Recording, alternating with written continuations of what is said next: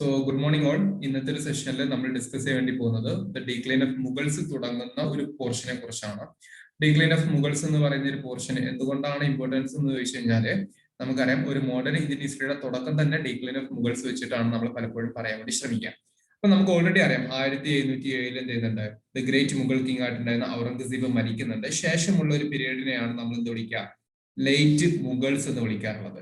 So ആ late മുഗൾസിന്റെ ഒരു period തന്നെയാണ് എന്ത് പറഞ്ഞു കഴിഞ്ഞാല് ഡീക്ലൈൻ ഓഫ് മുഗൾസ് ആയിട്ട് നമ്മൾ പൊതുവെ പറയാൻ വേണ്ടി ഉദ്ദേശിക്കുന്നത്. അതായത് നമ്മൾ ആദ്യം ഡിസ്കസ് ചെയ്തിട്ടുണ്ടായിരുന്ന ഗ്രേറ്റ് മുഗൾസ് ഉണ്ടല്ലോ, ബാബർ, ഹുമയൂൺ, അക്ബർ, ജഹാംഗീർ, ഷാജഹാൻ ആൻഡ് ഔറംഗസീബ് എന്ന് പറയുന്ന ആൾക്കാര്, അവരുടെ കാലഘട്ടത്തിൽ അഡ്മിനിസ്ട്രേഷൻ കാര്യങ്ങളെല്ലാം വളരെ സ്ട്രോങ് ആയിരുന്നു. ആ സ്ട്രോങ്ങും കാര്യങ്ങളെല്ലാം പിന്നീട് വരുന്ന രാജാക്കന്മാരിൽ നമുക്ക് വേണ്ട വിധത്തിൽ കാണാൻ വേണ്ടി സാധിക്കുന്നില്ല. അതിന്റെ ഏതാനും ചില ഇമ്പാക്റ്റുകളാണ് നമ്മൾ ഈ ഡീക്ലൈൻ ഓഫ് മുഗൾസ് ആയിട്ട് പറയുന്നത്. അതിന്റെ പ്രധാനപ്പെട്ട ഏതാനും ചില റീസൺസ് ഉണ്ട്. ജസ്റ്റ് എന്താണ് ആ കാര്യങ്ങൾ എന്നുള്ളതൊന്ന് മനസ്സിലാക്കി എടുക്കാൻ വേണ്ടി ശ്രമിക്കാം. ഒന്ന്, വീക്ക് സക്സസേഴ്സ്. നേരത്തെ പറഞ്ഞതുപോലെ ഗ്രേറ്റ് മുഗൾസ് എന്ന് പറയുന്നത് വളരെ സ്ട്രോങ് ആയിരുന്നു. അവർക്ക് അവരുടെ പോളിസികളിലും കാര്യങ്ങളൊക്കെ വളരെയധികം സ്ട്രോങ് ഡിസിഷൻസും അപ്ലിക്കേഷനും ഉണ്ടായിരുന്നു. എന്നാൽ പിന്നീട് വന്നിട്ടുണ്ടായിരുന്ന റൂളേഴ്സ് പലരും വീക്ക് ആയിരുന്നു. പലരുടെയും ശിങ്കടിമാരായിരുന്നു. അങ്ങനത്തെ ഒരുപാട് പൊളിറ്റിക്കൽ ഇഷ്യൂസ് വീക്ക് ആയിട്ടുള്ള റൂളേഴ്സ് കാണാൻ വേണ്ടി പറ്റും. നിങ്ങളൊന്ന് ആലോചിച്ച് നോക്കിയേ, വീക്ക് ആയിട്ടുള്ള റൂളേഴ്സിന്റെ കയ്യിൽ വലിയൊരു സാമ്രാജ്യം ഏൽപ്പിച്ചു കഴിഞ്ഞാൽ എന്ത് സംഭവിക്കും എന്നുള്ളത്. ഒബ്വിയസ്ലി കുരങ്ങനെ കയ്യിൽ പൂമാല കൊടുക്കുന്ന പോലെ തന്നെ ആയിരിക്കും അല്ലെ? അത് തന്നെയാണ് അവിടെ സംഭവിച്ചിട്ടുണ്ടായിരുന്നത്. അതുകൊണ്ടാണ്, അപ്പൊ വീക്ക് റൂളേഴ്സ് ആയതുകൊണ്ട് തന്നെ നമുക്ക് കാണാൻ വേണ്ടി പറ്റും, ഈ കൊട്ടാരത്തിന് വലിയ പ്രശ്നങ്ങൾ ഉണ്ടായിരുന്നു. That is called as war of succession, അല്ലെങ്കിൽ നമ്മൾ അതിനെ വിളിക്കുന്ന മറ്റൊരു പേരാണത് സിവിൽ വാർ എന്ന് പറഞ്ഞു കഴിഞ്ഞാൽ. ഇവിടെ ഉദ്ദേശിക്കുന്നത് സിവിൽ വാർ എന്നതുകൊണ്ട് കൊട്ടാരത്തിന്റെ അകത്ത് ഒരാൾ മാത്രമല്ലല്ലോ രാജകുമാരനായിട്ട് ഉണ്ടാവുക, മറ്റു ചില ആൾക്കാരുണ്ടാവും അല്ലെ? സോ അവർക്കിടയിൽ തമ്മിൽ തന്നെ ആര് രാജാവാകണം. അപ്പൊ കുറച്ച് നോബിൾസ്, കുറച്ച് പ്രഭുക്കന്മാർ അദ്ദേഹത്തെ സപ്പോർട്ട് ചെയ്യും, കുറച്ച് ആൾക്കാർ ഇവരെ സപ്പോർട്ട് ചെയ്യും. എന്നിട്ട് അവർക്കിടയിൽ തന്നെ പല പല ചതികളും ഗൂഢാലോചനകളും കുതന്ത്രങ്ങളൊക്കെ നടക്കും. അതിനാണ് വാർ ഓഫ് സസഷൻ എന്ന് വിളിക്കുന്നത്. അപ്പൊ ഇങ്ങനത്തെ ഏതാനും ചില കാര്യങ്ങൾ നമുക്ക് ഇവിടെ കാണാൻ വേണ്ടി പറ്റിയിട്ടുണ്ടായിരുന്നു. വീക്ക് സക്സസേഴ്സ് ആയിരുന്നു പൊതുവെ ഉണ്ടായിരുന്നു എന്നുള്ളത്. Then factionalism among nobility.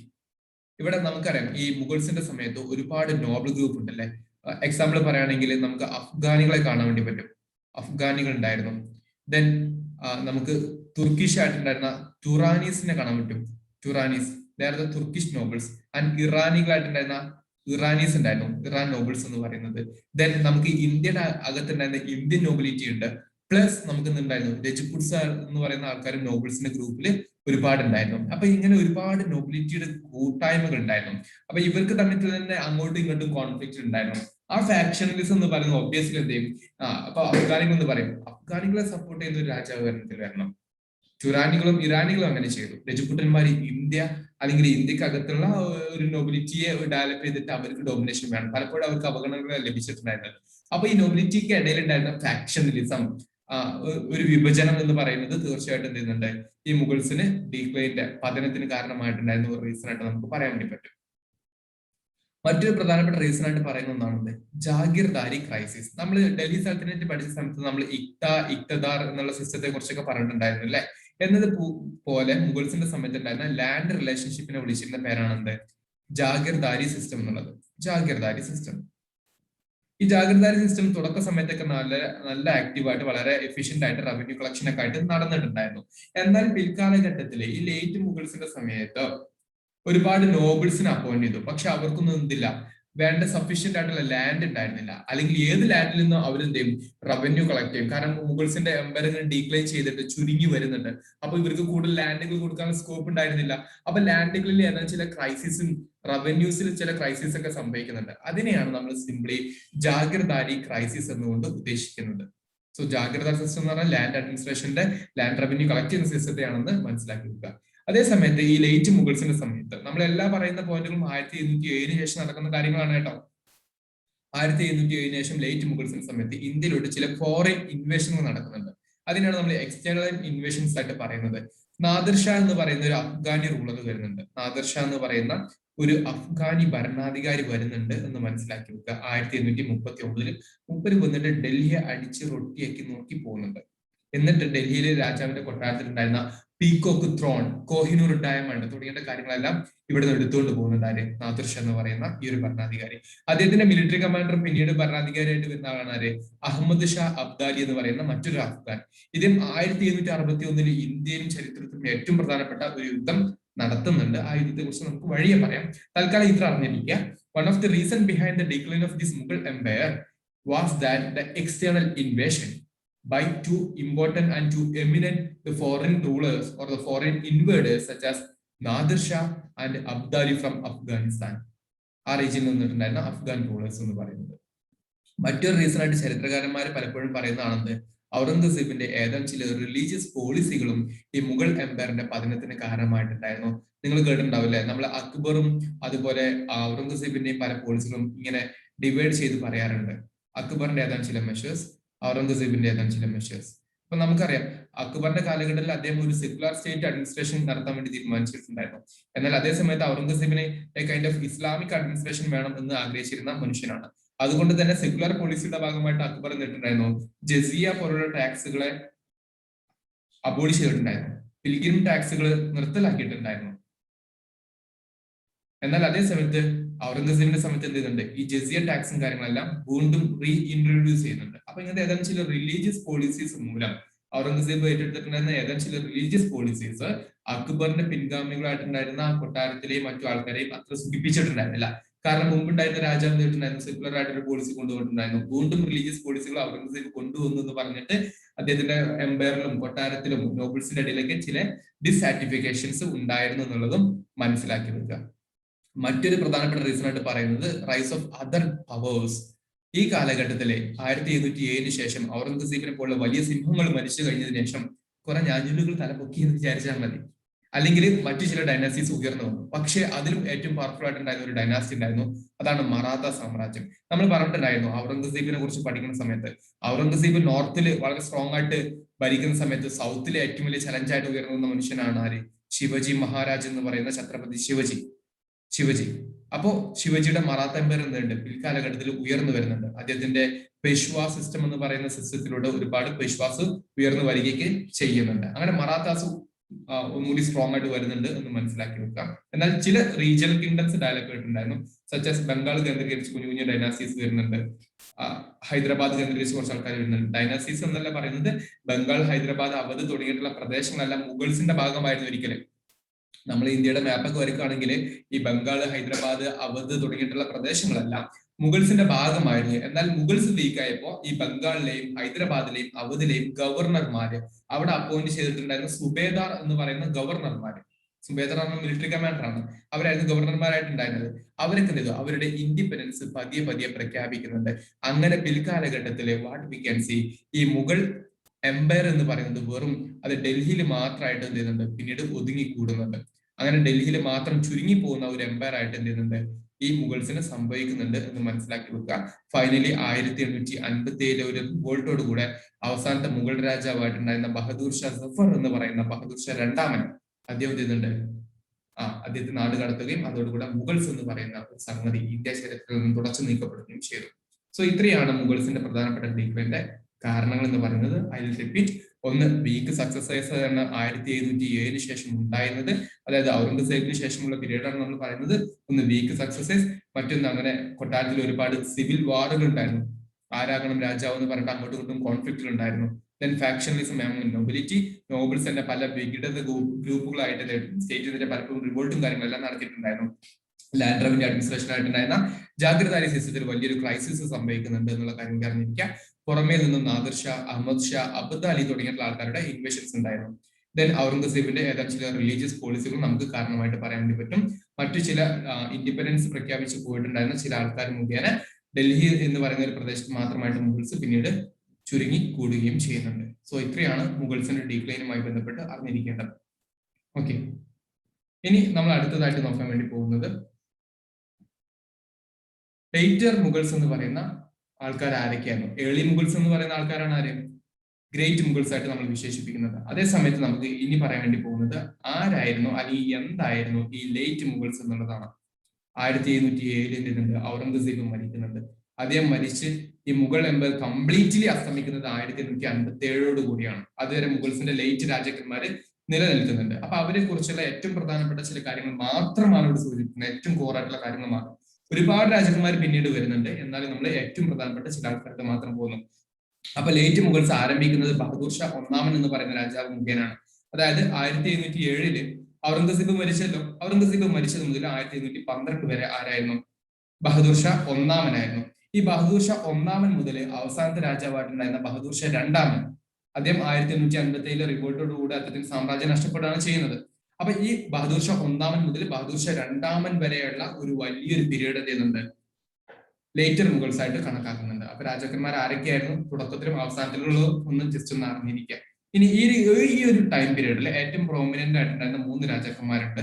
ഒന്ന് ഫാറൂഖ് സിയാർ, ദെൻ മുഹമ്മദ് ഷാ എന്ന് പറയുന്ന ആള്, ദെൻ ഷാ ആലം സെക്കൻഡ് എന്ന് പറയുന്ന മറ്റൊരാള്. ഇവരുടെ പീരീഡിൽ എന്തൊക്കെ നടന്നു എന്നുള്ളതാണ്. ഈ ഫാറൂഖ് സിയാറിന്റെ സമയത്ത് എന്ത് ചെയ്യുന്നുണ്ട്, ഇംഗ്ലീഷ് ഈസ്റ്റ് ഇന്ത്യ കമ്പനിക്ക് ഈ ബംഗാൾ കേന്ദ്രീകരിച്ച് കൂടുതൽ ട്രേഡ് അഡ്മിനിസ്ട്രേഷൻ കാര്യങ്ങളെല്ലാം കിട്ടുന്നുണ്ട്. അതിന് ട്രേഡ് ഫാർമാൻ എന്നൊക്കെ വിളിക്കും. ട്രേഡ് ഫാർമാൻ, അതായത് ട്രേഡ് നടത്താനുള്ള അനുമതിയും കാര്യങ്ങളൊക്കെ ലഭിക്കുന്നുണ്ടെന്ന് മനസ്സിലാക്കിയാൽ മതി. ഇത്രയേ ഉള്ളൂ. ബംഗാൾ എന്ന് പറയുന്ന പ്രദേശത്ത് ഇംഗ്ലീഷ് ഈസ്റ്റ് ഇന്ത്യ കമ്പനിക്ക് ട്രേഡ് ഫെസിലിറ്റീസ് ഏറ്റവും കൂടുതൽ ലഭിക്കുന്നതിനുള്ള ഏതാനും ചില സ്റ്റേറ്റിന്റെ അനുമതികൾ ലഭിക്കുന്നത് ഫാറൂഖ് സിയാറിന്റെ ഒരു കാലഘട്ടത്തിലാണ് എന്ന് മനസ്സിലാക്കി വെക്കുക. ഇദ്ദേഹത്തിന്റെ കാലഘട്ടത്തിലേക്ക് ഒരുപാട് പൊളിറ്റിക്കൽ കോൺഫ്ലിക്റ്റ് ഉണ്ട്, പക്ഷെ ഞാൻ അതൊന്നും പറയാൻ വേണ്ടി ശ്രമിക്കുന്നില്ല. മറിച്ച് നമ്മൾ അറിഞ്ഞിരിക്കേണ്ട ഏറ്റവും ഇമ്പോർട്ടന്റ് പോയിന്റ് മാത്രമാണ് ഇവിടെ സൂചിപ്പിച്ചിട്ടുള്ളത്. അതാണ് ഫാറൂഖ് സിയാറിനെ കുറിച്ച് നിങ്ങൾ അറിഞ്ഞിരിക്കേണ്ടത്. അതേ സമയത്ത് ഏറ്റവും മസ്റ്റ് ആയിട്ട് നിങ്ങൾ അറിഞ്ഞിരിക്കേണ്ടതാണ് about this king Muhammad Shah. 1819 മുതൽ 48 വരെ നോക്കി നിങ്ങൾ ആലോചിക്കുക, ഏകദേശം ഒരു 10-30 വർഷം ഇദ്ദേഹം ഭരിക്കുന്നുണ്ട്. അപ്പൊ ഡൽഹിയിൽ ഒരു 10-30 വർഷം രാജാവായിട്ട് ലേറ്റ് മുകളായിട്ട് ഭരിച്ചിരുന്ന മുഹമ്മദ് ഷാ അദ്ദേഹത്തിന് തന്റെ എംപയറിനെ ഒന്ന് കൺസോളിഡേറ്റ് ആയിട്ട് തന്റെ മുൻഗാമികളായിട്ടുണ്ടായിരുന്ന ഗ്രേറ്റ് മുഗൾസ് ചെയ്തതുപോലെ ഒരു സ്ട്രോങ് അഡ്മിനിസ്ട്രേഷൻ കൊണ്ടുവരാൻ വേണ്ടി പറ്റിയിട്ടുണ്ടായിരുന്നില്ല. അത് എന്താണെന്ന് ചോദിച്ചു കഴിഞ്ഞാൽ അതിൽ ഏറ്റവും നല്ല എക്സാമ്പിൾ ആണ് നാദിർ ഷായുടെ ഇൻവേഷൻ. നമ്മൾ കുറച്ചു മുമ്പ് പറഞ്ഞിട്ടുണ്ടായിരുന്നുള്ളൂ അല്ലെ, 1739 എന്ത് ചെയ്യുന്നുണ്ട്, നാദിർ ഷാ എന്ന് പറയുന്ന അഫ്ഗാൻ റൂളർ ഡൽഹിയെ പിടിച്ചെടുക്കുന്നുണ്ട്, ഡൽഹി അടിച്ച് റൊട്ടിയാക്കുന്നുണ്ട്. രാജാവിന്റെ കൊട്ടാരത്തിൽ കയറിയിട്ടാണ് എന്ത് ചെയ്യുന്നത്, രാജാവിന്റെ പീക്കോക്ക് ത്രോണും കോഹിനൂർ ഡയമണ്ട് എല്ലാം ഇവിടുന്ന് അഫ്ഗാനിസ്ഥാനിലോട്ട് കൊണ്ടുപോകുന്നത്. അത്രയും വലിയൊരു സംഭവം നടക്കുന്നുണ്ട്. അത് നാദിർ ഷായുടെ ഇൻവേഷൻ ആണെന്നുള്ളത് അറിഞ്ഞിരിക്കാം. പിന്നീട് കുറച്ച് കണ്ടു വരുന്ന ആളാണ് ഷാ ആലം സെക്കൻഡ് എന്ന് പറയുന്നത്, 1859 മുതൽ 1806 വരെ. ഈ രാജാവിനെ നിങ്ങളൊന്ന് അറിഞ്ഞിരിക്കണം. എന്തുകൊണ്ടാണെന്ന് വെച്ച് കഴിഞ്ഞാൽ അദ്ദേഹത്തിന്റെ സമയത്താണ് there happens this third battle of Panipat. നമ്മൾ ഓൾറെഡി ഏതാനും ചില പാനിപ്പത്ത് യുദ്ധങ്ങളെ കുറിച്ച് പറഞ്ഞിട്ടുണ്ട് അല്ലെ. 1526 ഒന്നാമത്തെ battle of Panipat, that was fought between Babur and Ibrahim Lodi. Ibrahim ലോധിയുടെ ആദ്യത്തെ നമ്മൾ പറഞ്ഞിട്ടുണ്ടായിരുന്നു. രണ്ടാമത് നമ്മൾ പറഞ്ഞിട്ടുണ്ടായിരുന്നു 1556 the second battle of Panipat, that was fought between Akbar versus Hemu എന്ന് പറയുന്ന ഒരു യുദ്ധത്തെ കുറിച്ച് നമ്മൾ പറഞ്ഞിട്ടുണ്ടായിരുന്നു. And there happens the third and the most important battle of Panipat that happened in the year 1761. 1761 third battle of Panipat നടക്കും. അതാണ് നമ്മൾ ഇവിടെ പറയുന്നത്. ഇത് നടക്കുന്നത് ഈ ആദ്യത്തെ 2 മുഗൾസ് തമ്മിൽ ഡയറക്റ്റ് ആയിട്ടുള്ള ഒരു ഫൈറ്റ് ആണെങ്കിൽ, മുഗൾ റൂളേഴ്സ് ഡയറക്റ്റ്ലി ലീഡ് ചെയ്തിട്ടുണ്ടായിരുന്ന ഒരു ഫൈറ്റ് ആണെങ്കിൽ, തേർഡ് ബാറ്റിലിന്റെ പ്രത്യേകത ഇവിടെ വരുന്നത് മറാത്ത സാമ്രാജ്യവും മറാത്ത എംപയറും വേഴ്സസ് നേരത്തെ പറഞ്ഞിട്ടുണ്ടായിരുന്ന അഹമ്മദ് ഷാ അബ്ദാലി എന്ന് പറയുന്ന അഫ്ഗാനി കമാൻഡർ ആയിരുന്നു. അഹമ്മദ് ഷാ അബ്ദാലി, ഇവർ തമ്മിലുണ്ടായിരുന്ന ഒരു യുദ്ധമാണ് തേർഡ് ബാറ്റിൽ ഓഫ് പാനിപ്പത്ത് എന്ന് പറയുന്നത്. വളരെ ഇമ്പോർട്ടന്റ് ആയിട്ടുള്ള പോയിന്റ് ആണ്, പഠിച്ചു വെച്ചോണം. So the third battle of Panipat that fought in the year 1761 and that was the fight between the Maratha Empire. മറാത്തയിൽ ഒരുപാട് പ്രശ്ന സിസ്റ്റം കാര്യങ്ങളൊക്കെ വരുന്നുണ്ട്. നമ്മൾ മറാത്ത ചാപ്റ്റർ സെപ്പറേറ്റ് ആയിട്ട് പഠിക്കുന്ന സമയത്ത് നമ്മളെല്ലാം കവർ ചെയ്യുന്നതാണ്. ഓക്കെ, ജസ്റ്റ് ഒരു മുഗൾസിന്റെ ഒരു പീരീഡിൽ ഒന്ന് അറിഞ്ഞിരിക്കാം. Third battle of Panipat. ഈ പാനിപ്പത്ത് എന്ന് പറയുന്ന പ്രദേശം എവിടെയാണ്, ഹരിയാനയിലാണ്. That is near to Delhi. അപ്പൊ ഡൽഹി എന്ന് പറയുന്നത് ആരുടെയാണ്, മുഗൾസിന്റെ നാടാണ്. അപ്പൊ മുഗൾസിന്റെ നാട്ടിൽ മുഗൾസ് അല്ലാത്ത 2 കൂട്ടർ ഫൈറ്റ് ചെയ്യുന്നുണ്ടെങ്കിൽ മുഗൾസ് എത്രമാത്രം വീക്ക് ആയിരുന്നു എന്ന് ആലോചിച്ചാൽ മതി. So what we can see, Maratha and Ahmad Shah Abdali എന്ന് പറയുന്നവരുടെ യുദ്ധം. ഇതിൽ ആര് വിജയിക്കുന്നു, അഹമ്മദ് ഷാ അബ്ദാലി വിജയിക്കുന്നുണ്ട്. അതോടുകൂടെ മറാത്തക്ക് വലിയൊരു അടി കിട്ടുന്നുണ്ട്. So that also led to the political disintegration of this Maratha empire. Maratha empire പതിയെ നശിക്കുന്നതിലോട്ട് ഒരു പ്രധാനപ്പെട്ട റീസൺ ആയിട്ട് എന്ത് മാറുന്നുണ്ട്, ഈ തേർഡ് ബാറ്റിൽ ഓഫ് പാനിപ്പത്ത് മാറുന്നുണ്ട് എന്ന് മനസ്സിലാക്കി വെക്കുക. ആ സമയത്തുണ്ടായിരുന്ന മുഗൾ രാജാവായിരുന്നു ആര്, ഷാ ആലം സെക്കൻഡ് എന്നുള്ളത്. ഫൈനലി എന്ത് സംഭവിക്കുന്നു, ബഹദൂർ ഷാ എന്ന് പറയുന്ന അവസാനത്തെ രാജാവ് വരുന്നുണ്ട് 1857. അദ്ദേഹത്തിന്റെ കാലഘട്ടത്തിൽ നമുക്ക് എന്ത് കാണാൻ വേണ്ടി പറ്റും, ദ 1857 റിവോൾട്ട്. അതോടുകൂടെ മുഗൾ സാമ്രാജ്യം മുഴുവനും അസ്തമിക്കുന്നുണ്ട്. ആ കാര്യങ്ങളൊക്കെ നമുക്ക് 1857 റിവോൾട്ട് പഠിക്കുന്ന സമയത്ത് പഠിക്കാവുന്നതാണ്. സോ ഇത്രയും കാര്യങ്ങളൊന്ന് അണ്ടർസ്റ്റാൻഡിംഗ് ബേസ്ഡ് ആയിട്ട് നിങ്ങൾ അറിഞ്ഞിരിക്കണം. ഓക്കെ, ഇനി നമ്മൾ ലാസ്റ്റ് ആയിട്ട് ഒരു ടോപ്പിക് പഠിക്കാൻ വേണ്ടി പോകുന്നത്, സോ 1707 എന്നൊക്കെ പറയുന്നത് 18ാം നൂറ്റാണ്ടാണ്. ആ 18th സെഞ്ചുറിയിൽ എന്താണ് ഇനി ഇവിടുത്തെ പൊളിറ്റിക്കൽ സ്ട്രക്ചർ ആയിട്ട് ഡെവലപ്പ് ചെയ്ത് വെക്കാൻ വേണ്ടി പോകുന്നത് എന്നുള്ളത് നമ്മൾ ജസ്റ്റ് ഒന്ന് അറിഞ്ഞിരിക്കുകയാണ്. കാരണം ഈ ഒരു ബേസ് ആണ് നമ്മുടെ അടുത്ത ക്ലാസ്സിലെ ഏറ്റവും പ്രധാനപ്പെട്ട ബേസ് എന്ന് പറഞ്ഞു കഴിഞ്ഞാല് നമ്മൾ അടുത്ത ക്ലാസ്സിൽ പഠിക്കാൻ വേണ്ടി പോകുന്നത് ബ്രിട്ടീഷുകാർ ഇന്ത്യയിൽ എസ്റ്റാബ്ലിഷ് ചെയ്തതിനെ കുറിച്ചാണ്. അപ്പൊ അവർ എസ്റ്റാബ്ലിഷ് ചെയ്യണമെന്നുണ്ടെങ്കിൽ ഇന്ത്യയുടെ പൊളിറ്റിക്കൽ കണ്ടീഷൻ എന്താണെന്ന് നമ്മൾ അറിഞ്ഞിരിക്കേണ്ട ആ ഒരു കാര്യമാണ് പറയാൻ വേണ്ടി പോകുന്നത്. Okay, so if you draw the map of India like this, നമുക്ക് അടയാളപ്പെടുത്താൻ പറ്റുന്ന ഏതാനും ചില കാര്യങ്ങൾ നമുക്ക് ഇവിടെ എന്ത് ചെയ്യാൻ പറ്റും. ഇവിടെ ഡൽഹി ഉണ്ടെന്ന് പറയാം, ഡൽഹി ഉണ്ട് എന്നുള്ളത്. ഈ ഡൽഹിയിൽ ഉണ്ടായിരുന്ന പല പാർട്സുകളും എന്ത് സെപ്പറേറ്റ് ആയിട്ട് പോകുന്നുണ്ട്. അപ്പൊ ഏതൊക്കെയാണ് പാർട്സ് എന്നുള്ളതാണ് ജസ്റ്റ് ഇവിടെ വരക്കാൻ വേണ്ടി ശ്രമിക്കുന്നത്. ഡൽഹിയുടെ കൂടെ ഉണ്ടായിരുന്ന ചില പ്രദേശങ്ങളാണ് അവധ്. ഒരു മാപ്പ് എടുത്തിട്ട് ജസ്റ്റ് ഒന്ന് വരച്ചു നോക്കൂ. അവധ്, ഇവിടെ ഉണ്ടായിരുന്ന Bengal region, Bengal region, then അതിന് തൊട്ട് താഴത്തുണ്ടായിരുന്ന ഹൈദരാബാദ്. ഇതൊക്കെ മുഗൾസിന്റെ ഭാഗമായിട്ടുണ്ടായിരുന്ന പ്രദേശങ്ങളാണ്. അപ്പൊ ഇതൊക്കെ എന്ത് ചെയ്യുന്നുണ്ട്, പതിയെ പതിയെ പൊട്ടി പോകുന്നുണ്ട് എന്നുള്ളതൊന്ന് അറിഞ്ഞിരിക്കാം. അതെങ്ങനെയാണെന്ന് ചോദിച്ചു കഴിഞ്ഞാല് നമുക്ക് ബംഗാളില് മുർഷിദ് കുലിഖാൻ എന്ന് പറയുന്ന ഒരാൾ വരുന്നുണ്ട്. മുർഷിദ് കുലിഖാൻ, മുർഷിദ് കുലിഖാൻ. ഈ മുർഷിദ് കുലിഖാന് ശേഷം അവരുടെ ക്യാപിറ്റൽ തന്നെ മുർഷിദാബാദ് ആയിരുന്നു. ഈ പേരൊന്ന് ആലോചിച്ചാൽ മതി. മുർഷിദ് കുലിഖാൻ, അവരുടെ ക്യാപിറ്റല് മുർഷിദാബാദ്. ഇദ്ദേഹത്തിന് ശേഷം വരുന്ന പ്രധാനപ്പെട്ട ഒരു ലീഡർ ആയിരുന്നു അല്ലെങ്കിൽ രാജാവായിരുന്നവര് അലിവർദി ഖാൻ, അലിവർദി ഖാൻ. ഈ അലിവർദി ഖാൻ ശേഷം വരുന്ന ആളാണ് ആര്, സിറാജ് ദൗള. ഈ പേരുകൾക്കൊന്ന് പഠിച്ചു വെക്കണം. ഈ സിറാജ് ദൗളയുടെ സമയത്താണ് നിന്നത് നമ്മൾ പറഞ്ഞിട്ടുണ്ടായിരുന്നു, സൂചിപ്പിച്ചിട്ടുണ്ടായിരുന്നു 1757 ബാറ്റിൽ ഓഫ് പ്ലാസി നടക്കുന്നത്. നോക്കി നമ്മൾ അവിടെ എത്തിക്കുകയാണ്. ബാറ്റിൽ ഓഫ് പ്ലാസി നടക്കുന്നത് ബംഗാളിലാണ്. ബംഗാളിൽ എന്താണ് കണ്ടീഷൻ വെച്ച് കഴിഞ്ഞാൽ അത് എസ്റ്റാബ്ലിഷ് ചെയ്യുന്നത് അല്ലെങ്കിൽ മുഗൾസിന് ശേഷം ബംഗാളിൽ അഡ്മിനിസ്ട്രേഷൻ വരുന്നത് മുർഷിദ് കുലിഖാന്റെ സമയത്താണ്. മുർഷിദ് കുലിഖാന്റെ ശേഷം അലിവർദി ഖാൻ വരുന്നു, ശേഷം സിറാജ് ദൗള വരുന്നു. ഓക്കെ, ഇവരെ കുറിച്ചൊക്കെ ഡീറ്റെയിൽ ആയിട്ട് നമ്മൾ അടുത്തൊരു ക്ലാസ്സിൽ പഠിക്കും. അതിന്റെ ഒരു ഫ്രെയിംവർക്ക് ആണ് ഇപ്പോൾ ഉണ്ടാക്കിയെടുക്കുന്നത്. അതാണ് ബംഗാളിലെ അവസ്ഥ, ബംഗാളിലെ അവസ്ഥ. ഇനി നമ്മൾ നോക്കുന്നത് ഹൈദരാബാദില്. ഹൈദരാബാദില് നമുക്ക് എന്ത് കാണാൻ വേണ്ടി പറ്റും, ഒരു അസഫ്ജ ഡൈനാസ്റ്റി വരുന്നുണ്ട്. അസഫ്ജ ഡൈനാസ്റ്റി.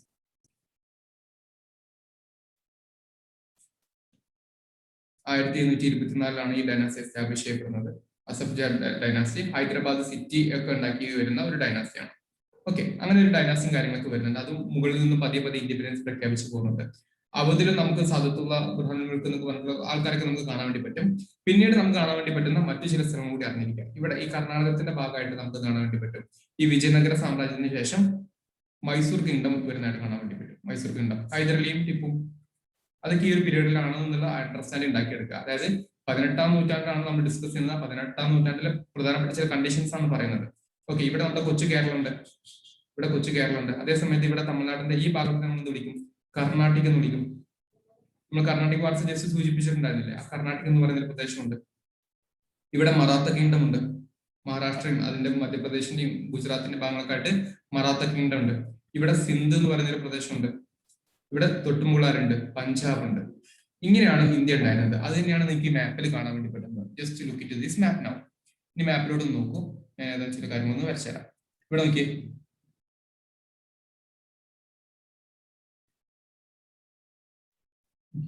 ഇവിടെ നിങ്ങൾക്ക് പാണിപ്പത്ത് എന്ന് പറയുന്ന പ്രദേശം കാണാൻ വേണ്ടി പറ്റും അല്ലെ. ദെൻ ഡൽഹി ഉണ്ട്. ഈ അവധ് എന്ന് പറയുന്ന പ്രദേശമാണ് ഇത്. ബംഗാൾ ഉണ്ട്. ബംഗാളാണ് എന്ത് ചെയ്യുന്നത്, പ്ലാസി നടക്കുന്നത്. അവിടെ ബ്രിട്ടീഷുകാരുടെയും പ്ലാസിക്ക് ശേഷം ഭരണം ആരംഭിക്കാൻ വേണ്ടി പോവാണ്. പിന്നെ ഹൈദരാബാദിൽ ആരുണ്ട്, അവിടുത്തെ ഭരണാധികാരികൾ വിളിക്കുന്ന പേരാണ് നിസാം. ഹൈദരാബാദിലെ ഭരണാധികാരികളെ വിളിക്കുന്ന പേരാണ് നിസാം എന്നുള്ളത്. സൗത്തില് കർണാട്ടിക്കും കാര്യങ്ങളൊക്കെ ഉണ്ട്. ഇവിടെ കേരളത്തിന്റെ ഭാഗമുണ്ട്. പിന്നീട് എന്ത് ചെയ്യും, മൈസൂർ സ്റ്റേറ്റ് ആണ് വരുന്നത്, ഹൈദരലിയും ടിപ്പുവും. പിന്നീട് നമ്മൾ പറഞ്ഞ പോലെ മറാത്ത സാമ്രാജ്യം വരുന്നുണ്ട്. മറാത്ത സാമ്രാജ്യത്തിന്റെ ആൾക്കാരാണ് പെഷ്വ, ബോസ്ക, പോൾക്കർഷ്യന്റെ, ഗേക്വാഡ് എന്നൊക്കെ പറയുന്നത്. അത് നമുക്ക് മറാത്ത സാമ്രാജ്യം ഡീപ്പായിട്ട് പഠിക്കുന്ന സമയത്ത് നമുക്ക് പറയാം. ഓക്കെ, ഇത്രയും മറാത്ത സാമ്രാജ്യം വരുന്നുണ്ട്. പിന്നീട് ഇന്ത്യയുടെ പുറത്തായിട്ട് ആരുണ്ട്, സിന്ധു വരുന്നുണ്ട്. ദെൻ രജപുട്സിന്റെ കുറച്ച് ആൾക്കാരുണ്ട്. ദെൻ സിഖ് എന്ന് പറയുന്ന പഞ്ചാബ്, ഈ ലാഹോർ കേന്ദ്രീകരിച്ച് ഒരു ഡൈനാസ്റ്റിയും വരുന്നുണ്ട്. അപ്പൊ 18ാം നൂറ്റാണ്ടിന്റെ പൊളിറ്റിക്കൽ മാപ്പ് നോക്കുകയാണെങ്കിൽ നമുക്ക് ഒരൊറ്റ വാക്ക് ഉപയോഗിക്കാൻ വേണ്ടി പറ്റും, ദാറ്റ് ഈസ് പൊളിറ്റിക്കലി ഡീസെൻട്രലൈസ്ഡ് ആയിരുന്നു. പൊളിറ്റിക്കലി ഡീസെൻട്രലൈസ്ഡ് ആയിരുന്നു എന്നുള്ള ഒരു പോയിന്റ് നമുക്ക് പറയാൻ വേണ്ടി പറ്റും. എന്ന് പറഞ്ഞു കഴിഞ്ഞാൽ ഒരു പൊളിറ്റിക്കൽ യൂണിഫൈഡ് ആയിട്ടുള്ള ഇന്ത്യയല്ല നമുക്ക് 18ാം നൂറ്റാണ്ടിൽ കാണാൻ വേണ്ടി പറ്റുന്നത്.